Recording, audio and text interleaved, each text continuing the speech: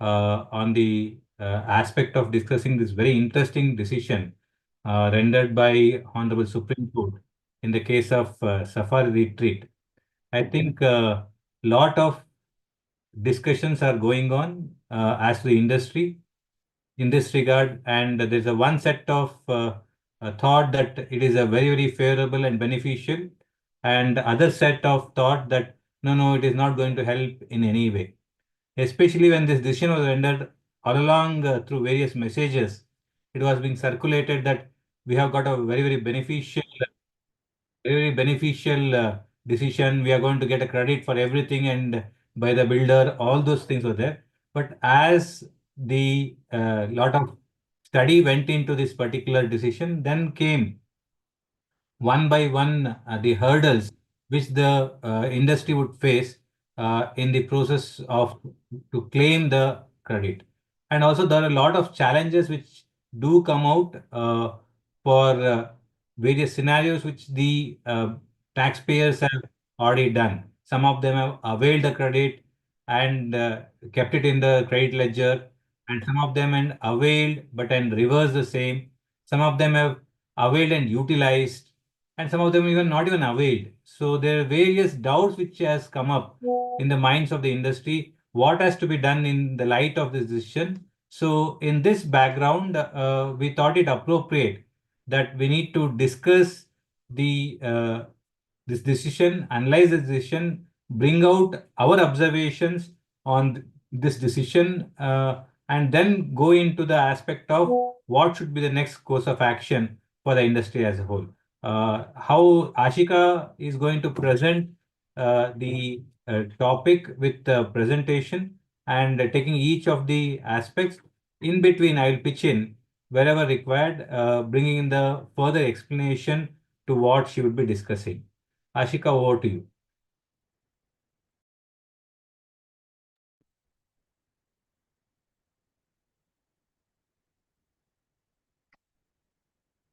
Good afternoon to everyone.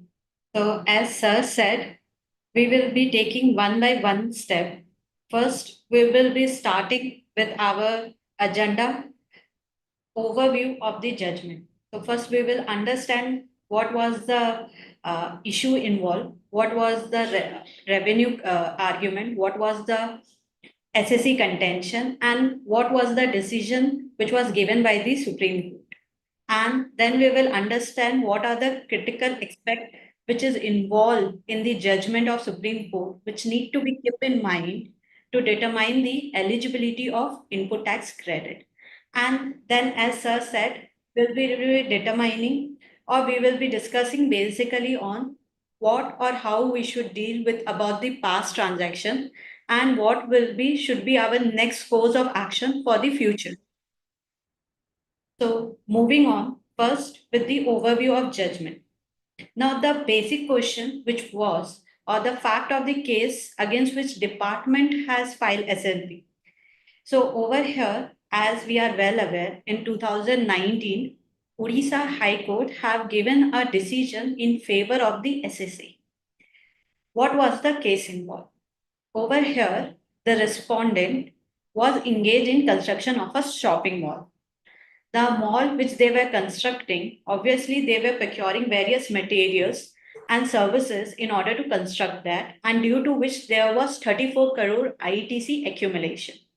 Now the question which involved over here is about section 17.5C and 17.5D. If you will notice in the judgment, it is only on 17.5D which has been questioned more before the court that whether ITC will be eligible, being specifically there is a condition for blocking under 17.5C and 17.5D. So that's what the fact which was involved, for which issue has been raised before the Supreme Court. Now, Odisha High Court, by considering the fact of the case, has allowed the ITC. They said as the respondent is going to pay tax, because the mall which is going to be constructed are going to be let out. They are going to be leased out, and rent income which is going to be accrue on the same will be taxable. And accordingly, Odisha High Court, taking into that fact of the case, has said that the SSC will be eligible for ITC. Now, against which the department has went before the Supreme Court to decide whether the decision passed by High Court is correct or not. Now, in this respect, respondent, means the SSC, has put forward the following contention. They said about the fact that 17.5C and D, which specifically block the credit, they are constitutionally not valid. Now, they challenge the validity on the ground is that their only reason for disallowing the ITC is result of an immovable property. Just because an immovable property comes into picture, they said it will not be regarded as intellectual differential, as we are well aware of Article 14, which talks about equality. So based on Article 14, they challenged the constitution validity. Plus, they also invoke Article 19G, which deals with the freedom to do business, and 300A, which deals with the vested right. So on these three articles, they disputed on constitutional validity. First. Second, they talk about the reading down of Section 17.5C and D, where they brought out the difference, the way the section is worded in the Act, where they said, if you see 17.5D, it specifically talks about when the construction of immovable property is for own account and when it is other than plant or machinery.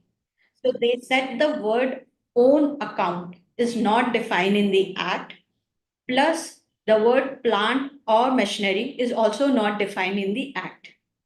Now, you may feel that plant and machinery is already defined in the Act, then why it has been said, which we will be discussing one by one, on what basis they said plant or machinery is not defined. So they said that this provision is vague and therefore it should be struck down. Another contention which has been put forward by respondent was own account. Own account is not defined, but they said that it should be read in a purposive construction. Means it should be read down in a way that it gives purpose to the block credit which has been made, and it should not state forward just because something is on own account, even is used for business purpose, ITC should not be disallowed. Another fact which they brought forward about the differentiation between plant or machinery versus plant and machinery.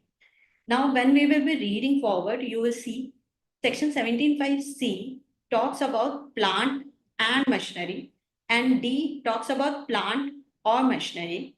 And the definition which is given by way of explanation after Section 17.6 is for plant and machinery and not for plant or machinery. Now, this all plant or machinery and plant and machinery, this is what you would have also heard, or the other session or the High Court judgment, if you have read, you would have noticed the Supreme Court judgment is more emphasis on this thing, which we will be dealing further, how they have differentiated and about the ITC eligibility in the construction line. So this were the respondent contention. Now, what was the revenue argument? Revenue argument was, as respondent has question on constitutional validity, they said it is constitutionally valid because even creation of immovable property will also be regarded as intellectual differential. Means it is, for Article 14, there is two twin tests which need to be fulfilled. That the differentiation which they have find out, it is intellectual, and there should be a nexus with the ultimate objective to be achieved. Now, he said in construction line, as there is break in the chain of credit and taxability, like it happened in construction of sale. When sale happened after CC, so there is no pass on the credit, one.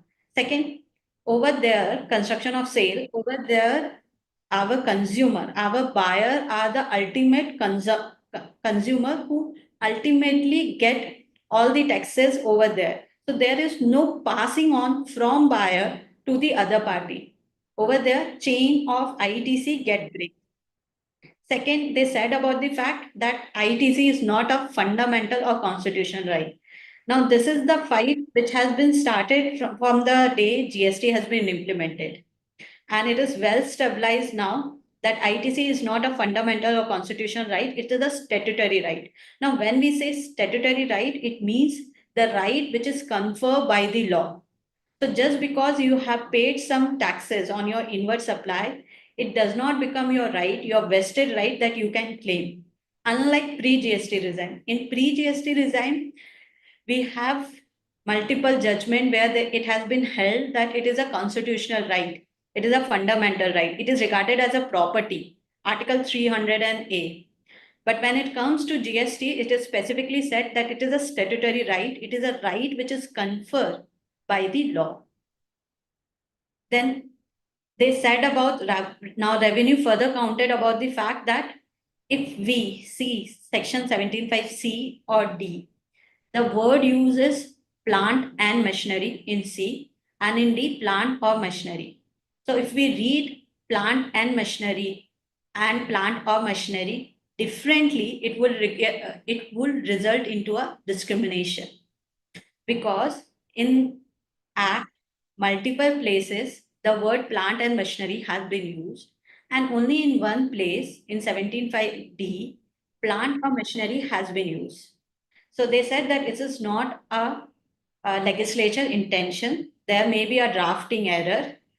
If we read plant or machinery separately in difference with the plant and machinery, then it will be a discrimination to other section also where the word plant and machinery has been used. So that's what the revenue counters for the contention made by the respondent. Now, with this basic submission, which was made by the revenue and by the SSC, now we will move to the fact which has been framed by the Supreme Court. Now, the first question which they framed was whether the definition of plant and machinery in the explanation appended to section 17 applies to the expression plant or machinery used in clause D of subsection 5 of section 17. So the first thing they took was whether we should read plant and machinery in line with plant or machinery, or we should read it differently. Then the second question they form is, if we read it differently, then what should be the meaning of word plant or machinery? But over here, they have focused on the word plant only. Then if 17.5C, after reading 17.5CD and section 16.4, what they move on is to decide whether they are constitutionally valid or not valid. Now, based on this issue frame, now Supreme Court has moved on one by one deciding about the various facts. Now, first with the observation and judgment, before moving to that, I will like to brought you to first section 17.5C and section 17.5D. Let us read together and understand what is when it is applicable and when it is not. Means when the credit is allowed and when credit is not allowed. Yeah. And Ashita, to, I would like yes, to sir. pitch in. Then can just go back to the previous slide. Yeah, I know the issues. Next. The issues framed by the court. Just one. Yeah. For the participants, I want to emphasize what was the questions framed by the Honorable Supreme Court would be relevant. So it is examining I am going to read it reverse order, whether clause C and D of section 17.5 constitutionally valid. That is the first question. Section 16.4 came in as an incidental thing they have dealt with. I think we are not talking about that today in detail, but nevertheless, as to the implications of what for the past cases, that will be very relevant for us to discuss on that. Leaving that apart, firstly, whether the Supreme Court is considering whether the provisions of section 17.5C and D are constitutionally valid or not. Assuming for a moment it's valid, then they move on to examine under provision section 17.5D. this plant and machinery is given as an explanation, whereas in 17.5D, the word used is not plant and machinery. We'll go to that explanation, I mean the provisions. So where if you see this, 17.5C using a word plant and machinery, 17.5D is using a word plant or machinery. So if the provisions of section 17.5D is being interpreted, the explanation defining what is plant and machinery would be equally applicable for 17.5D or not is a second question which they are framing out. Next, can you go back, Shika? Previous, yeah. Again, if it is held that explanation of plant and machinery is not applicable for 17.5D, in such a scenario, what is the meaning and scope of the word plant? Whether the plant can include buildings. So now all this discussion is revolving on the questions framed like this. So though that last question is answered at the end, but that becomes primarily important because if that itself was quashed, then there is no need of all this discussion. So since those have been upheld, all this discussion becomes relevant. So I think Ashika is going to take you through the discussion, the process of the decision making which the court adopted, and in the process of which they have made some, whatever the observation or the findings, which how we have to interpret, where do we get stuck, we'll deal with it as we go on. Ashika can move on to the discussion of the statutory provision and what the Supreme Court mentioned. Yeah. As sir said, it is very important now to understand the difference between the two in order to know on what basis the observation has been made by Supreme Court and how we should deal as we are in this line of business, whether we are eligible for ITC or not. So if you see section 17.5C, it's talk about specifically for works contract service. And as we are aware, in maximum cases in construction line, it is more of subcontracting, where the works contractors are involved for the purpose of construction of immovable property.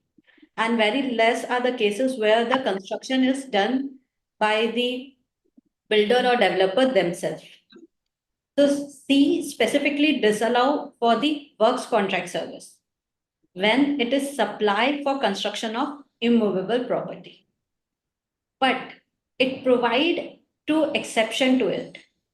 So though the construction of immovable property is disallowed, however, when the same is used for further supply of works contract, means where is one work contract service provider who has subcontracted to another subcontractor, works contractor, then on that subcontract, ITC will be eligible to the works contract works contract service provider.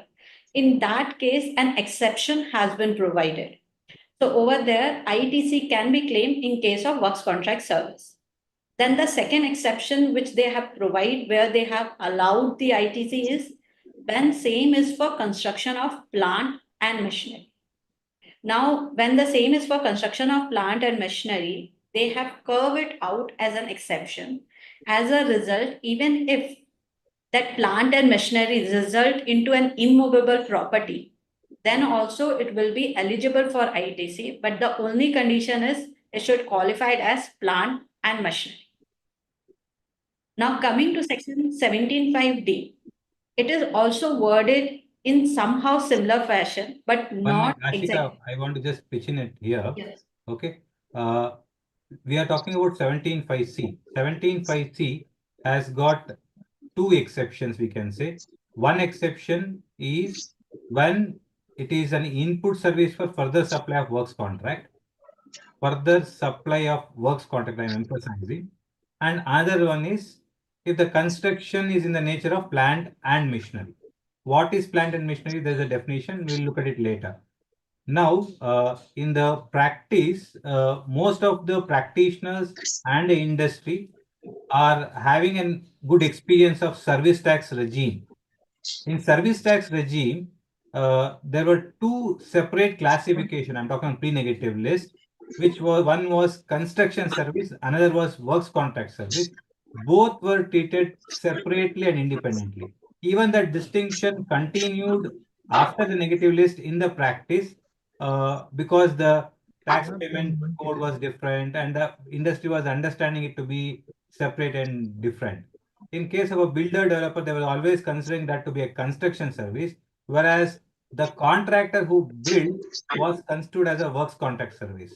Why I am explaining this is because in the GST regime, there is no such distinction between a construction service and works contract service. A works contract service is, there's a definition in section 2119, which is wide enough to cover. You call it as a construction service or in any other name. If it falls within the ambit of that particular definition, you will be calling it as a works contract service, and there need not be a confusion. No, I am not providing works contract. I am providing essentially a construction service. No, that is not the case. All these work which is relating to immovable property would essentially be falling into works contract, where there is involvement of a transfer of goods is involved. So I think that point I wanted to clarify.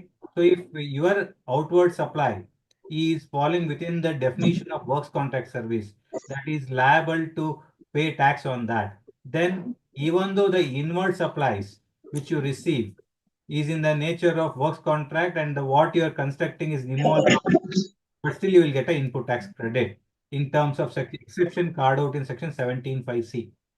And the other one is a plant that was not at all a matter of dispute in this. And very importantly, in this entire discussion, except in some places about the constitutionality of section 17(5)(c) is discussed, there is no discussion. I'm repeating, there is no discussion as to the interpretation of section 17(5)(c) in wider manner.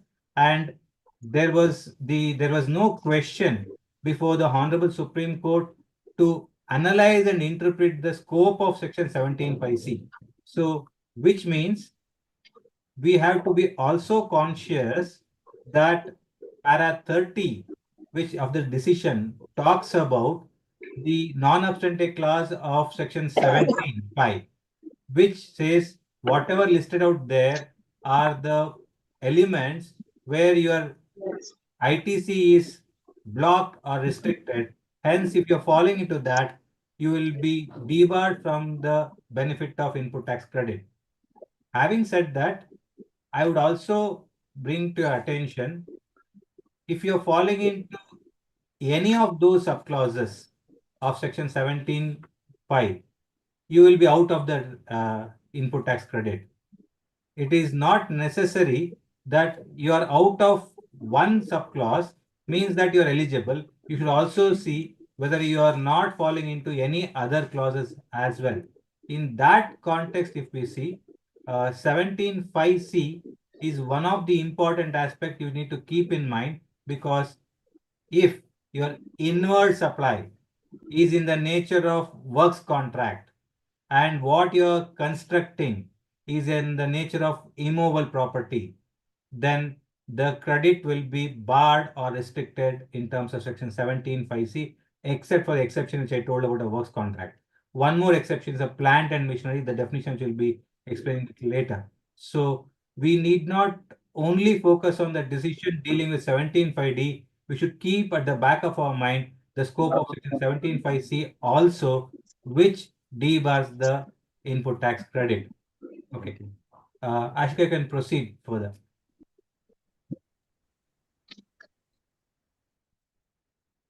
Now, understanding section 17(5)(d), what is barred over here?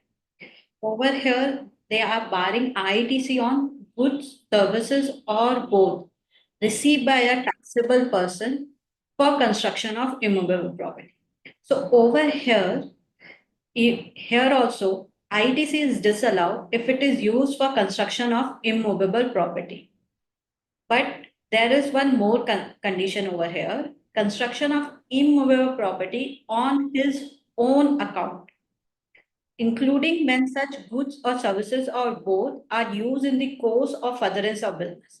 So over here, they are just not saying that I am disallowing the ITC on construction of immovable property, but they are saying it is disallowed when it is used on own account, means like factory or like offices where it is constructed and which is used, even though it is used for furtherance of business.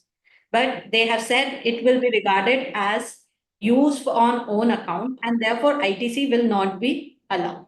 So, what is own account? That is not defined in the Act, but the way it is termed in 17.5D at the end, including when such goods or services or both use in the course or furtherance of business. So even when you are constructing office and factory, which you are obviously going to use in the course of your business, then also they are saying, I will not allow the ITC on the same. So this is what the restriction and this is what it is coming from the starting the GST is implemented. Now the question which was involved that even though if it is an own account, it is being used not for personal but for business purpose, because of which the overall case has arisen. Now over there also two exception is covered where you can avail the ITC. Is first one is plant or machinery, like 17.5C which cover plant and machinery. Over here 17.5D curves out plant or machinery. So if it is for plant or machinery, then you are eligible for ITC. And the second part, if it is not on his own account. So if you are not doing same on his own account, then also you are eligible for ITC.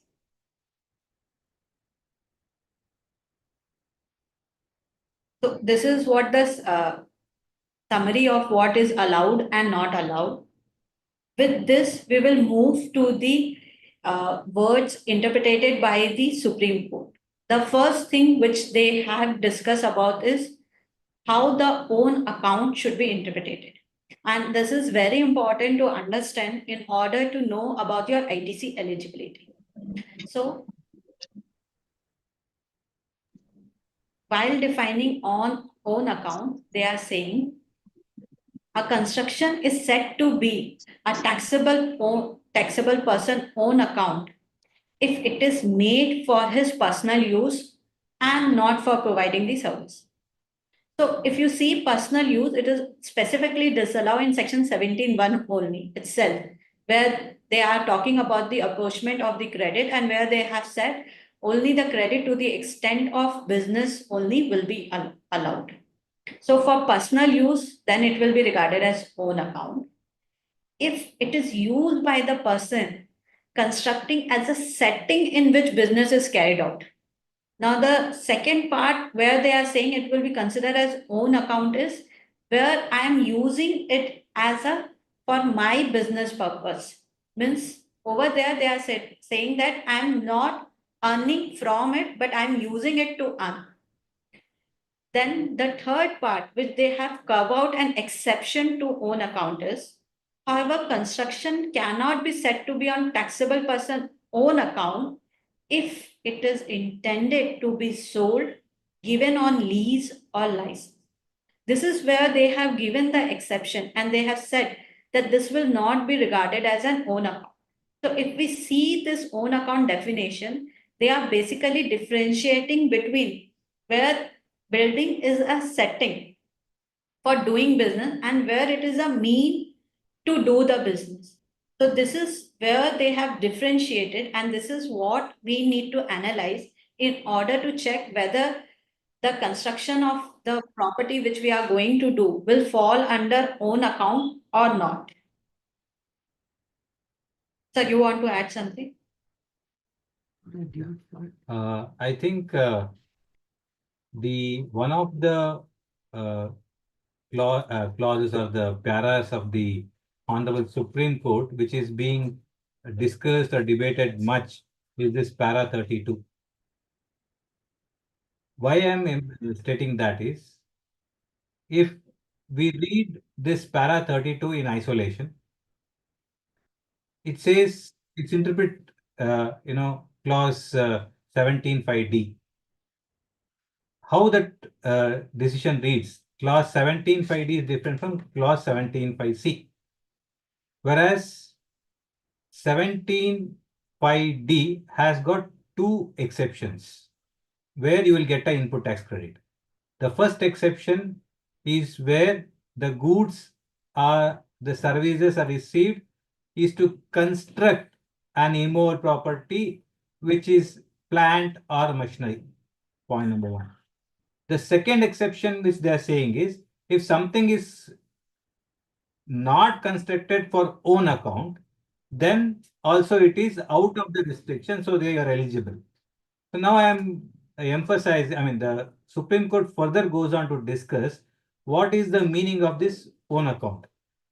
It says construction is said to be on a taxable person's own account when it is made for his personal use and not for services, or it is to be used by a person constructing as a setting in which the business is carried out. Basically, you are constructing your factory building where you are carrying on the business, or we are constructing your office where you are carrying on your business, then it is on own account, or you are constructing your house and it is not used for any other purpose. It's also again, it's for own account. Further, the court goes on to specifically clarify, however, construction cannot be said to be on a taxable person's own account if it is intended to be sold or given on lease or license. Now, as per my reading of this clause 32, para 32, there are two doors for me to get out of this restriction. Door one, though it is immovable property, I have to establish that it's a plant or machinery. The another door is that whatever the construction I am doing, that building or whatever it is an immovable property, is for the purpose of leasing or renting. Why is that they have taken this? Is because under Schedule 2 of the GST Act, there is a specific provision which talks about, one is that construction before completion certificate, another is renting or leasing of a immovable property. So both are being construed as a supply of services. They say it is a continuous chain. So hence there is no chain breakage. So hence the benefit should be allowed. In that context, if you see, there's a second door which I can go out of 17.5D is for own account, which is talking about constructed or intent to be sold by lease, license, etc. The question would always come, how do you prove the intent? See, intent has to be established through various circumstantial evidences and various factors, which is going to be a matter of discussion and debate in the days to come. But what I'm just saying, if I am able to say, establish that aspect, now the question which arises, why should I go on to the question of establishing that property should be a plant applying the functionality test? So there is a problem. So however, whether this para 32 should be looked at in that manner or not, I think harmonious reading and little conservative reading, which the taxpayers may not be interested in all this legal interpretation, is that it has to be read together where it is for own account, not for own account, and if it's a plant, they're going to get eligibility, is a view which is being expressed by many of the professionals in the field, that not to take a element of risk. For the past, if somebody wants to take a aggressive, you can use this clause and say that my credit is validly taken by virtue of this, because I am, in fact, I would have taken a credit in 17, 18, 18, 19, 19, 20, 20, 21. By the time today, 2024, we are standing, those properties would have been even leased out, rent out. So that being a case, you can always establish the condition set out here is fulfilled, and intermittently it is not sold to anybody or so. Hence, we are rightly eligible for credit. Can be a effective defense available for the taxpayers who have taken a credit on that aspect, referring to para 32. This para 32, in my view, is very important paragraph for the taxpayers to use or quote before the tax authorities for the past cases especially. Ashka, you can go ahead.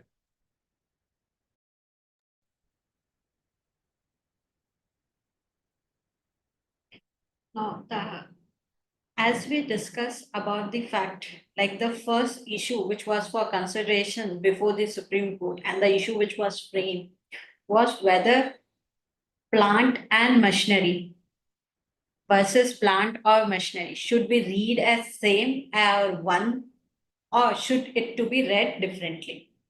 Because if we see, and it has also been pointed out in Supreme Court judgment also, that only in one place, that is in D, where they have used plant or machinery, and in other places in the Act, everywhere it is used plant and machinery. So this was also one of the ground which was taken by the revenue, that it's a drafting error. But the court has said that it will not be regarded as a drafting error because we are standing in the year 2024 and there were the multiple scenario where the retrospective amendments have been made. If it would not be intentional, they would have rectified. Based on that, they said plant and machinery should not be read as plant or machinery should not be read as plant and machinery. And like as we are aware of the fact that under the Act, under the block credit, they have defined the word plant and machinery. So they said that that definition will not be applicable to 17.5D plant or machinery. And accordingly, they move ahead by saying that what can be considered as a plant or machinery. So this were the explanation given. 1 minute, Ashika's Yes. there. Yesterday I was attending the session of BCAS.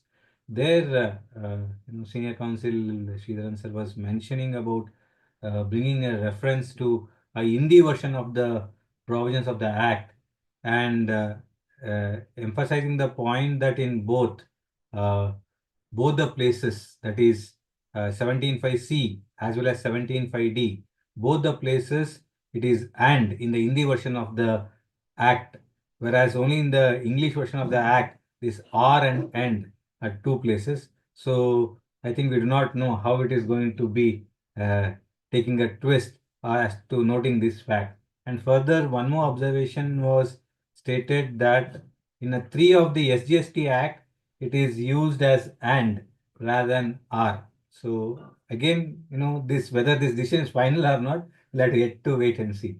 As it stands today, the Honorable Supreme Court has interpreted it as R and has given a decision. So we have to go with it.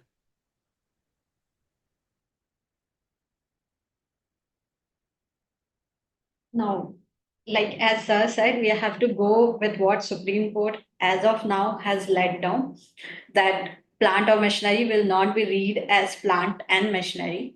And accordingly, they have given what could be, when can a building can be regarded as a plant. For determining when can a building can be regarded as a plan, they have let down the concept of functionality test. Now, this they have also held earlier also.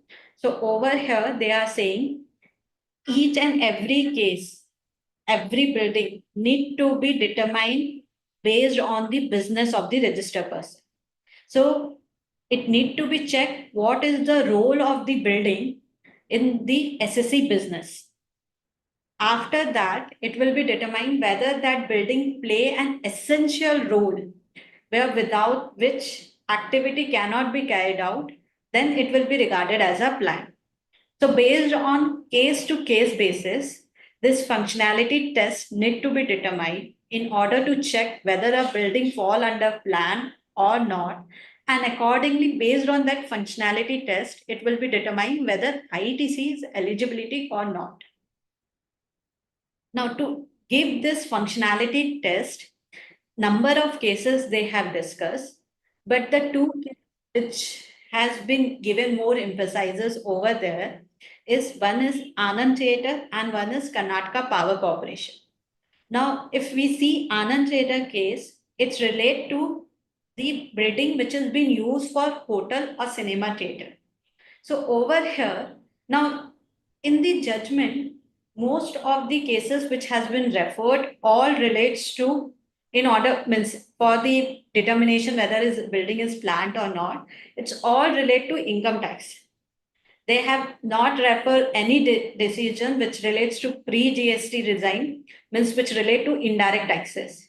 They have referred to income tax provision based on which they are giving us the functionality test, and they are saying us to determine whether it will fall as a plant or not. So the two judgment which they referred, one was Anand Theatre, where they were saying that hotel or cinema theatre will not be regarded as a plant, because they are saying, because though it is being constructed, and if you will see, this construction is specifically designed to provide as a mean. So it's a mean for of business, it's not for setting of business. But this judgment relates to income tax, where it was for additional depreciation. The question was before the Supreme Court whether additional depreciation on this building can be allowed, being considered as plant and machinery. Though the in the present Supreme Court judgment, they have not gone into much, as they said over here, the dispute where it lies is about warehouse or mall or godown, which is not a hotel or cinema theater. So they didn't go into much of it. They have discussed about it, but they said that this case law is not applicable over here, because over here the subject matter building is not cinema and hotel. Then second part is Karnataka Power Corporation, where there was a uh, water transmission plant installation, and where the building was a part of it. So where they held that building is a supporting structure, so it will form part of plant and machinery, and therefore it will qualify as a plant based on functionality test. Based on this two decision, they have given how the functionality tests need to be determined, and accordingly, whatever construction you are doing, it need to be said that it is whether a setting of business or mean of business, which will be determining whether it fall under the plan or not.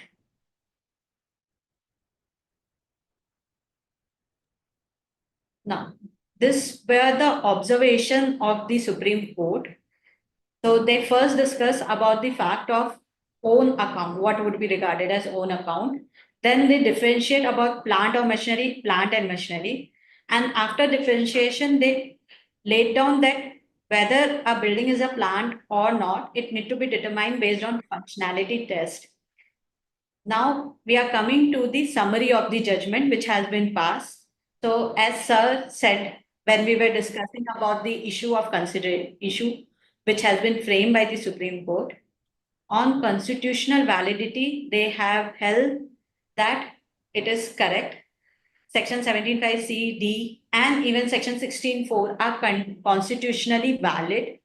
They are not hampering the fundamental right. However, but when they are concluding, they are saying that challenge is not stabilized.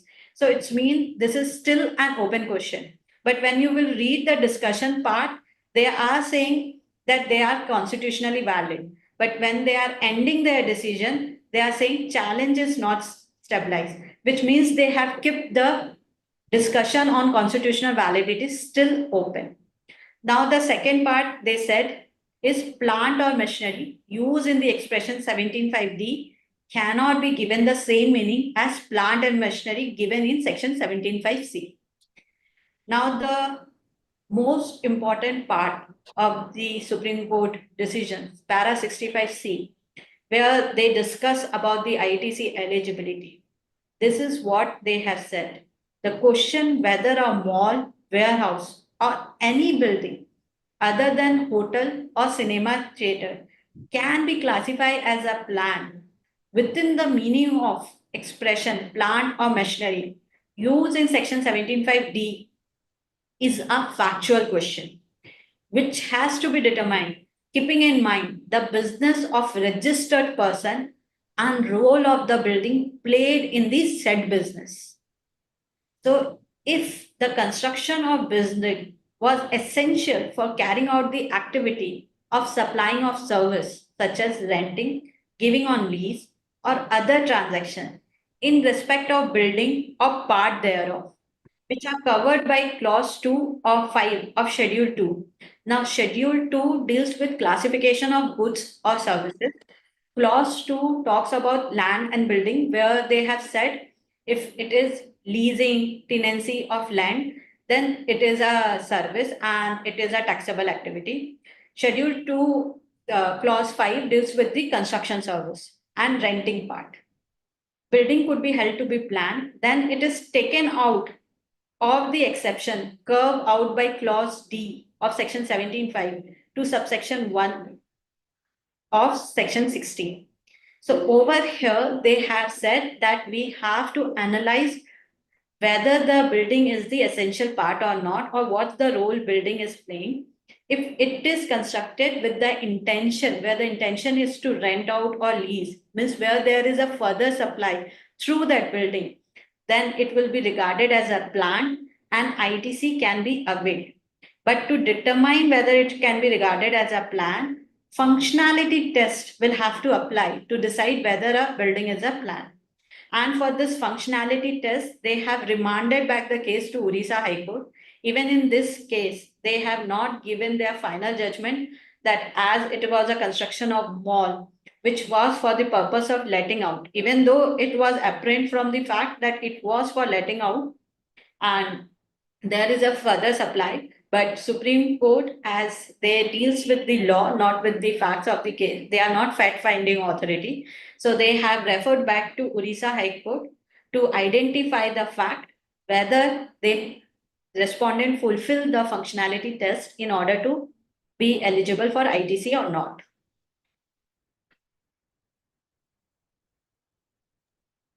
Okay. So you want to add something? Yeah. 2-3 points I want to emphasize. One, unwanted outcome of unintended outcome of this decision also we need to look at. There are two things which I am seeing. Section 16.4 has come out as a chapa on that, saying that it is valid.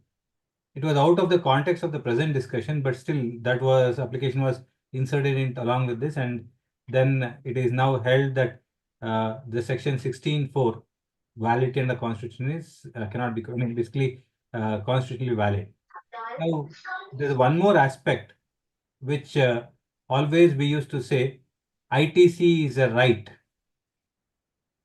of the taxpayer. So, but whereas the decision at para 58 says it is not a right, it is the benefit conferred by the statute. So to get that benefit, you have to fulfill all the required conditions. Then only you are entitled for the same.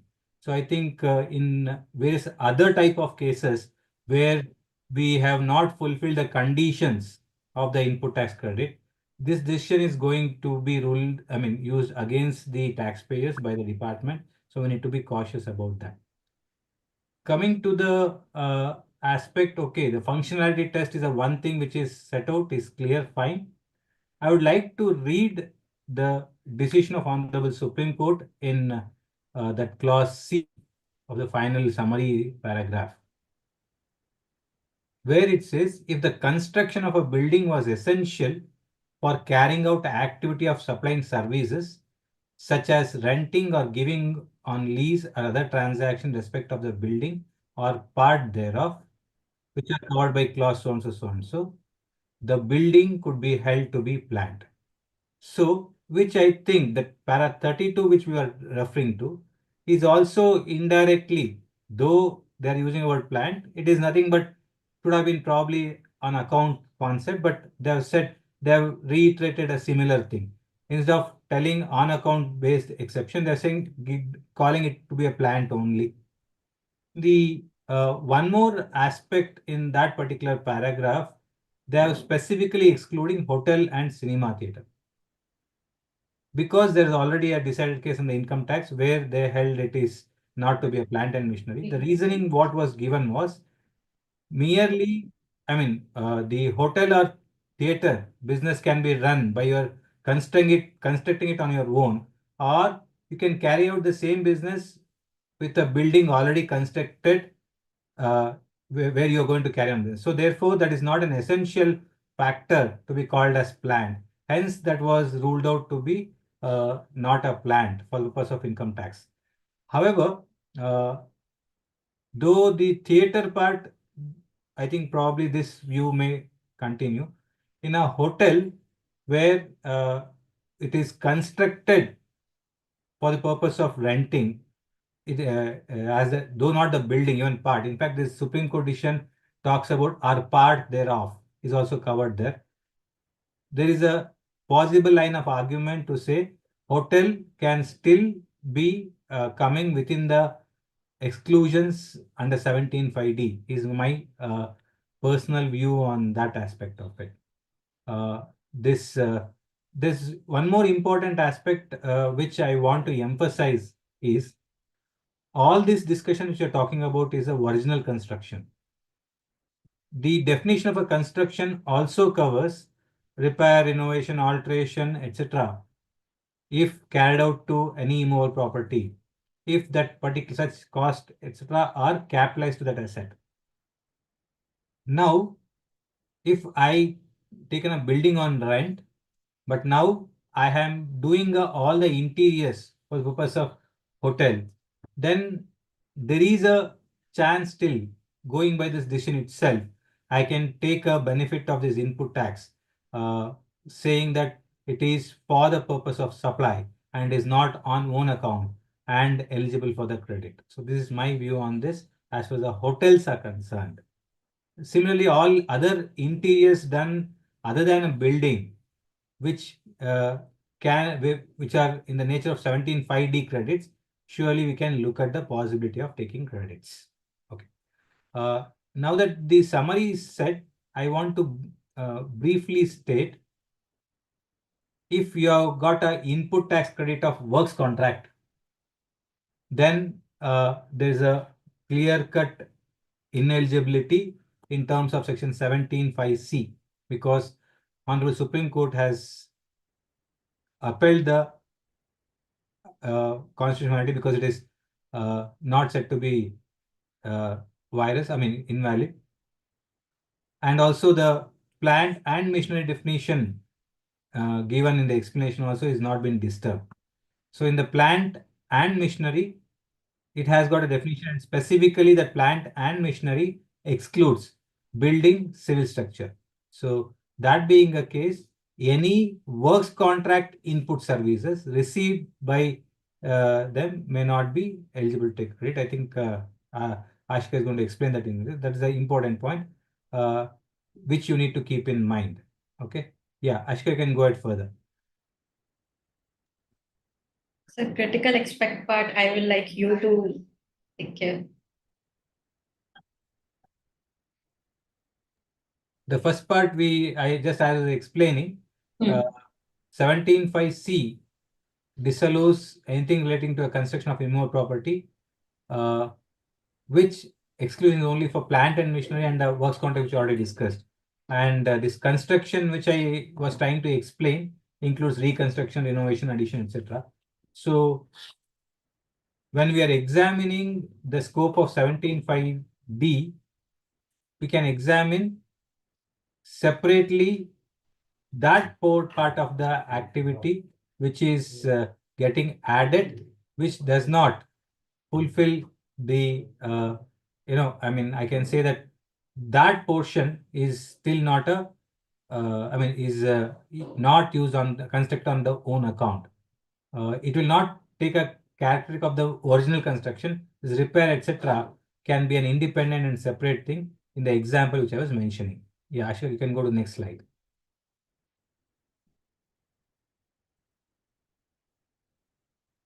Yeah, we have already discussed about this.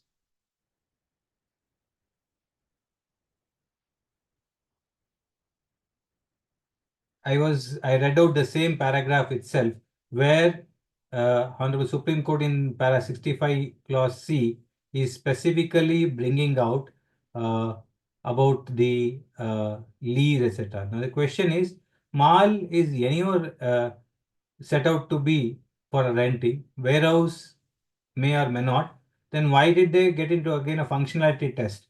They are setting out a principle that we have to examine to the facts of the case. There is a possibility that every building or every portion of the building need not be used for the renting purpose. it can be used otherwise also. So probably they wanted the functionality test to be looked into. Yeah, we can move to the next. Okay. Impact on office building, factory, office building used as office or factory building, clearly coming out to be ineligible. However, if there's any addition, renovation, alteration is being done, which is so required for treating that for, essential for providing the service. Say you're putting up lift anyway is said to be plant and machinery.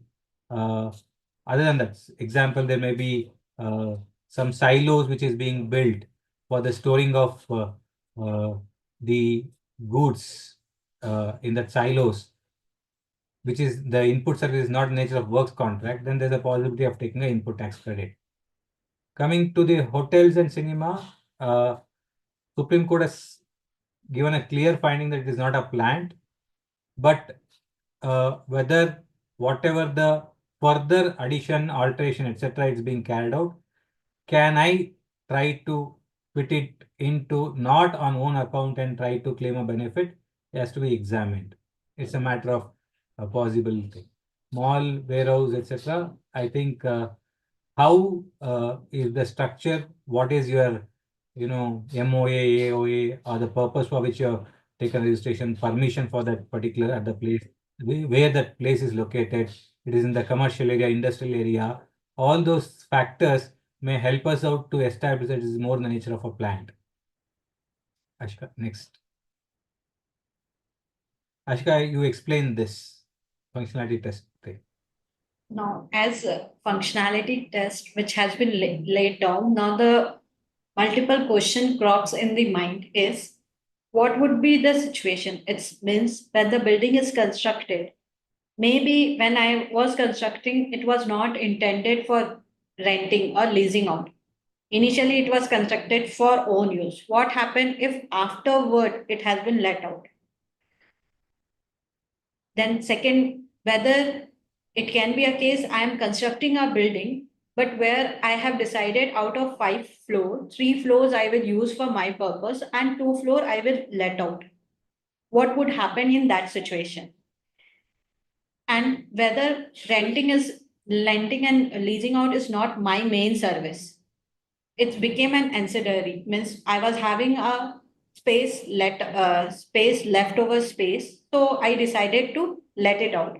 So whether I have to show it as my main contention to prove the functionality test, or whether building need to be specifically designed in order to for the purpose of construction to show that it falls under plan, like cold storage that is specifically designed and the intention is also specifically there. So, okay, where it is apparent, it will be showing how it qualified as planned. But now the question where comes whether in each and every case, how I should show it, whether my contract should specifically show that it is specifically designed, that it is for the purpose of leasing out, how I should show my intention, how I prove my functionality test. This is what we have to see when the times come. How the Orissa High Court will also decide about this case also need to be seen in order to check for the functionality test. Okay. At this point in time, I think these are all the exceptional items which is going to come in the process of discussion, wherein depending upon the facts of the case, things can change.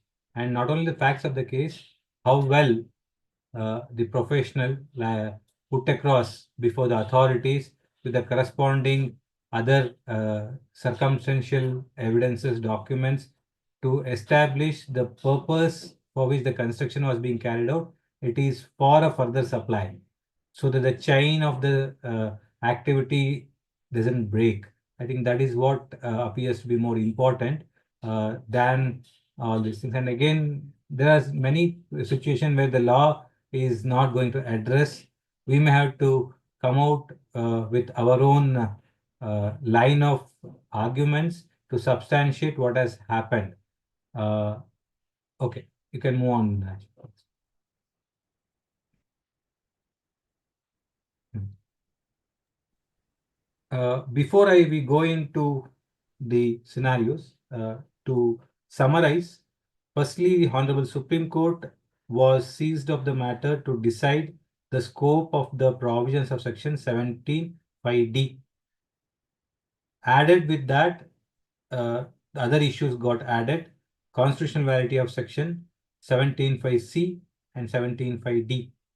Also, constitutional validity of Section 16(4), where Honorable Supreme Court has upheld the constitutional validity of Section 16(4), 17(5)(c) and 17(5)(d).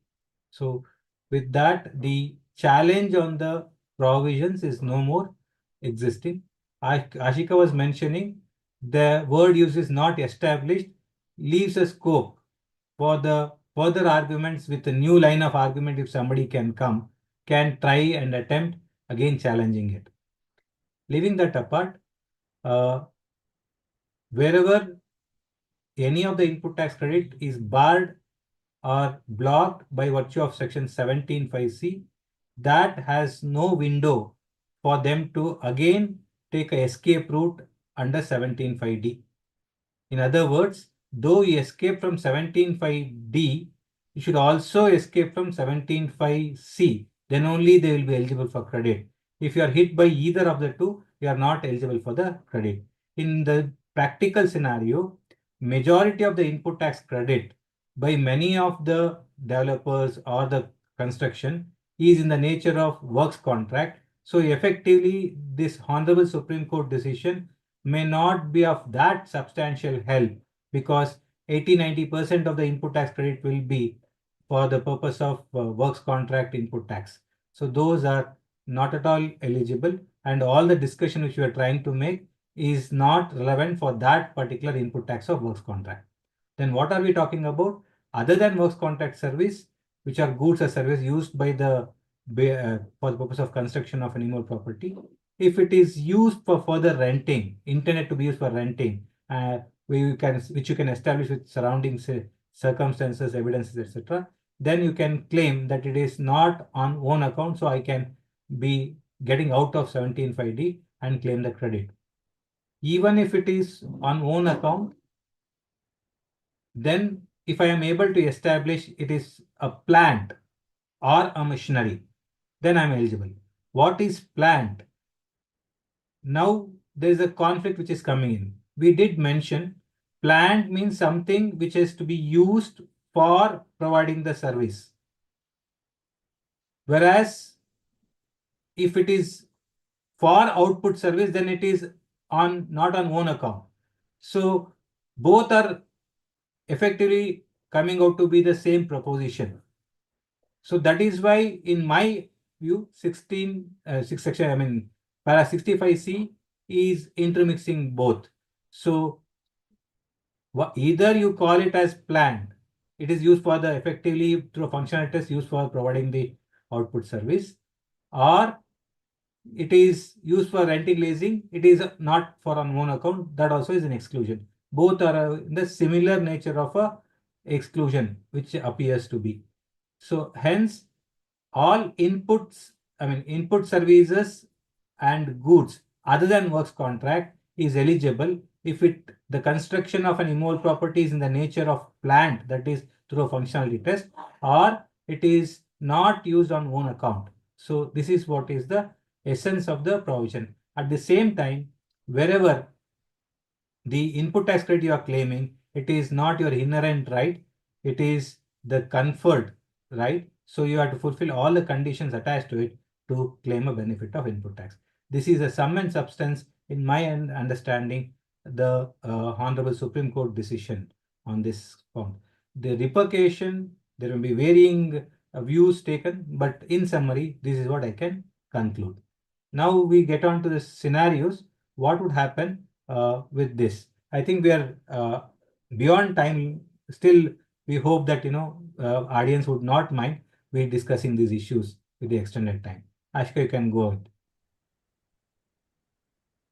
As you can see, the first scenario is credit not availed, where the SEC have taken conservative approach of not availing the ITC.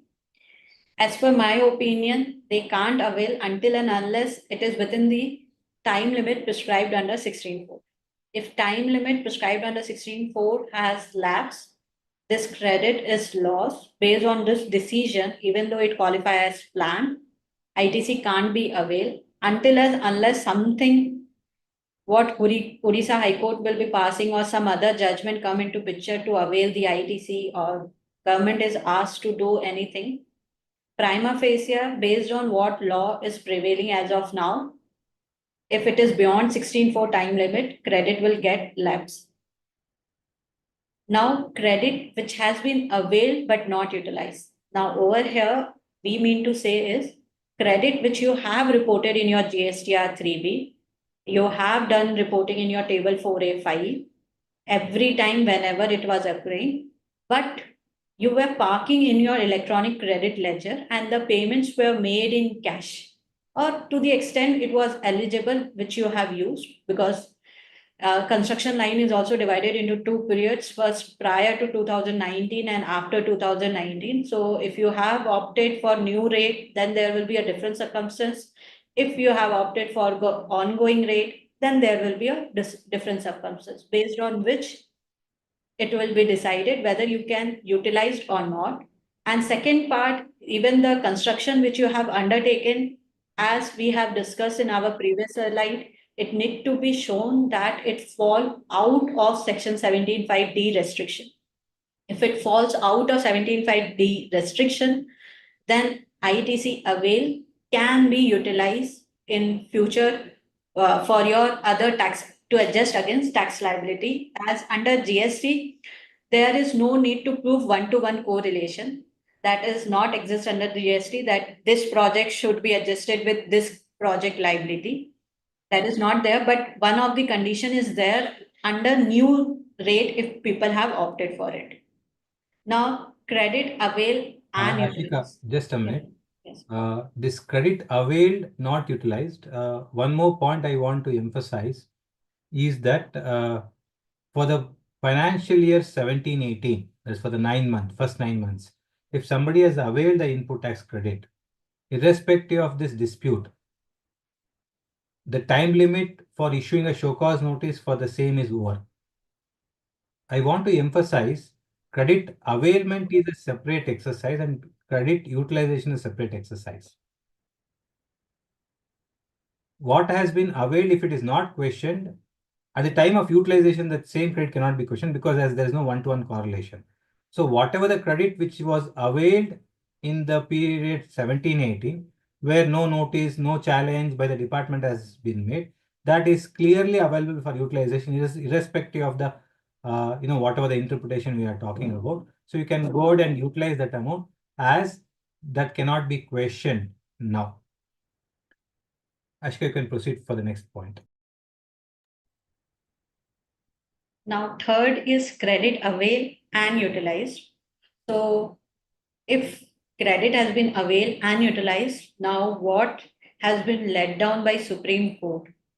The functionality test to prove that it is a plan, it is not on own account. That is what now need to be checked. And now it has to be shown that how it falls under plan in order to be eligible for credit.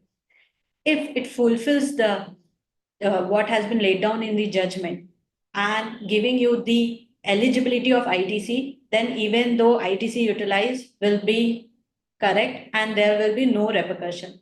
However, as Sir said, if you don't fulfill those conditions and it's fall under 17.5D or C, then you may be required to reverse the ITC, but based on whether the department done your do audit investigation and all, because nobody from their own self do the reversal. But if it comes in the eye of the department, because it may be a case because of the judgment also, they might come down on the real estate business or construction line infrastructure where these credits are involved to do the checking.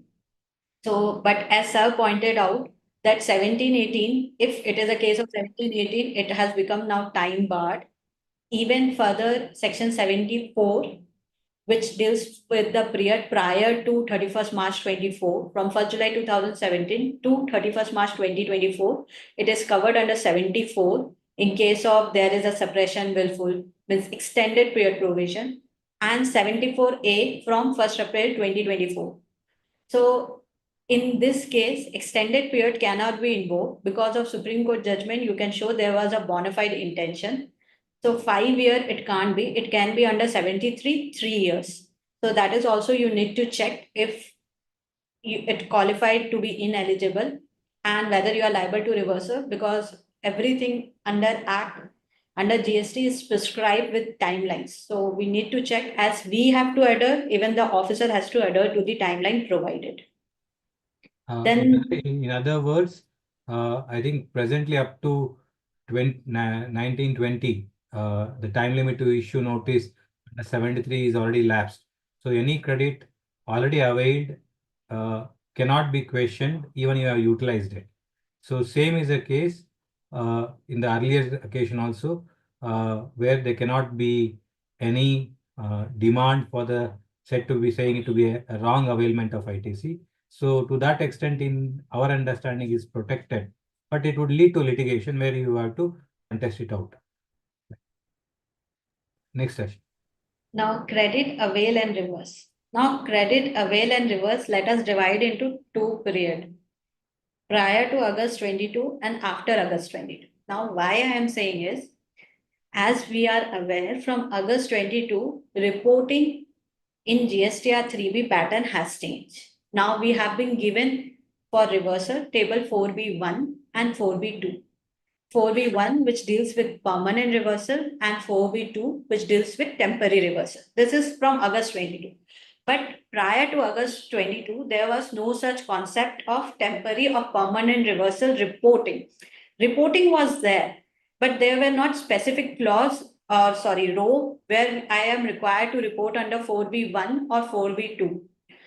So first discussing about August 22. So after August 22, if anybody has been reported under 4B1, that is a permanent reversal, then it's a question mark whether you will be eligible for ITC or not, because you yourself has offered it to reverse. And even as we are aware, ECRS is there, and ECRS till 31st October, you have a time to furnish the opening balance. I don't know to what extent what has been reported in a permanent reversal can be reported in ECRS opening balance, and now to take the ITC benefit will be allowed or not itself is a question mark. Then coming to the part where the people has reported under 4B2 temporary reversals. So over there, they have an opportunity to analyze their ITC based on this judgment. And accordingly, they can claim the ITC, because time limit under 16.4 is for availment of ITC, not for re-availment of ITC. So that is what need to be kept in mind from August 22.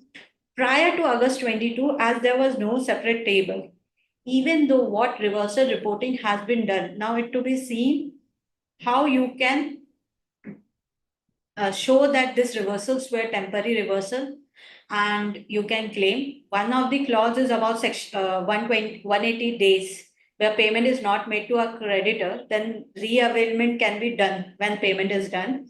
But how much is the quantum of ITC and whether that section benefit can be taken or not, it's need to be decided, means it to be seen on case to case basis. My suggestion would be the amount is quite substantial and the taxpayer is willing to take an element of risk. Whatever so-called permanent reversal, or for that matter, somebody would have paid through DRC03 upon insistence by the department, should go ahead and claim a refund of the same and contest the matter. If you get, you will get back that particular amount back into your credit ledger if you succeed on your arguments. If it is, again, when there is a question of time limit, the time limit is applicable or not is again a matter of debate. So anyhow, it is a sunk cost, so you can attempt to claim it. If you get it, you will be getting back into your credit ledger. Otherwise, you will be anyhow losing the cost of litigation through that entire process. Yeah. Now, then credit accounted in books but not reported in 3B. As It is highlighted in judgment also, and Rajesh sir also discussed about it, that it is not a fundamental right. It is a statutory right. So it need to be availed through the manner prescribed under the law. And to avail the ITC, they have said you can avail through GSTR 3B. We will not go into the dispute that credit in books can be regarded as books, availment in GSTR 9 can be, will not go into that. We will keep it simple as of now.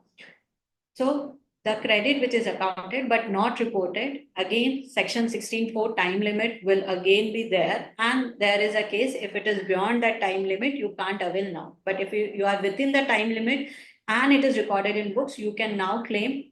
But you should keep in mind, as of now, tracking is going on based on GSTR 2B.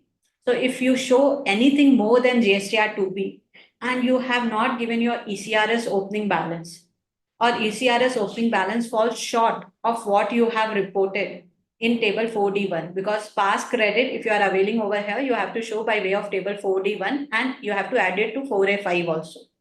So you have to keep in mind how you are reporting, because the way you will report, obviously there is a litigation cost involved, because the moment it exceeds GSTR 2B, you will be coming under radar, what has happened, how the ITC has become more. So you have to keep in mind. Now you can take advantage of ECRS as it is open. If anything is there, ITC which is not claimed, you can check, have one a proper checking, analyze whether you fall under plant or not, you are eligible for ITC or not, and accordingly taking the benefit of ECRS opening balance, you can try to claim. I'm not saying you are eligible to claim, but if you are, you can see how it can be done so it is properly reported and reducing the cost of litigation.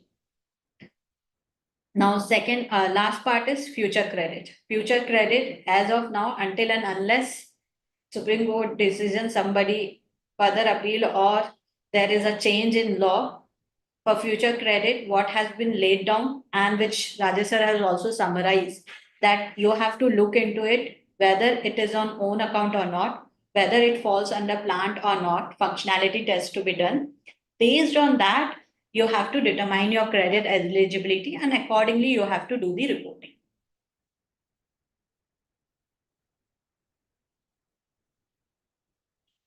So, sir, anything else you want to add?